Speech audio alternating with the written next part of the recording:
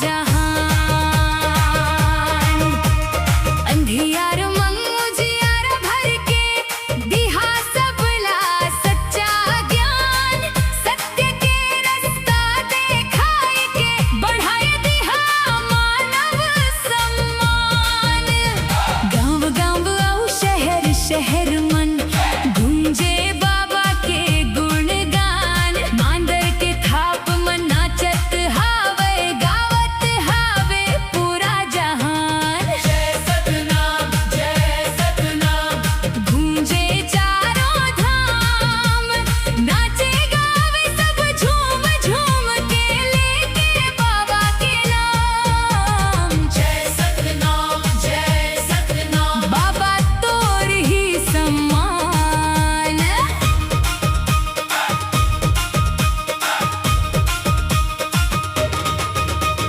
ढोलक बाजे मंजीरा बाजे गूंजे बंसी के मधुर तान। पंथी नाचा के रंग मन रंग के नाचे रे पूरा मैदान।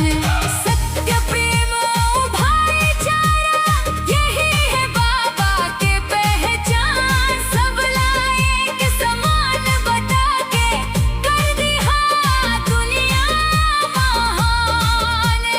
नाचा रे नाचा गाएगा बाबा के महिमा गा। झूम रे झूम गूंजे धुन जय सतनाम सुना। अरबा पैरी के पावन धरती गूंजे बाबा के जय गान। मेला पर्व उत्सव मन बजे सतनाम के पहचान। दूर दूर तक फैले महिमा गावे सब मिलके गुणगान। बाबा के संदेश अपना के बनाबो सुंदर हिंदुस्तान। मांदर के थाप बढ़ा दे रे झांझ के आवाज उड़ा दे रे। सतनाम के ज्योत जला दे रे दुनिया में खुशियाँ ला दे रे। बाबा दुनिया में बड़े है तोर नाम। गूंजे धरती और गूंजे आसमान। सतनाम के ज्योत जलाए के दिहा हमला नई पहचान। जय जय बाबा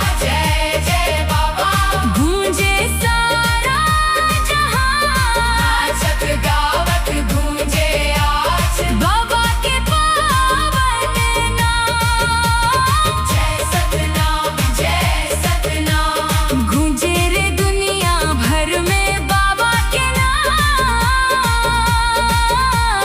मांदर बाजे झांझ बजे नाचे रे सारा गाँव जहान। जय सतनाम बाबा दुनिया में बड़े है तोर नाम।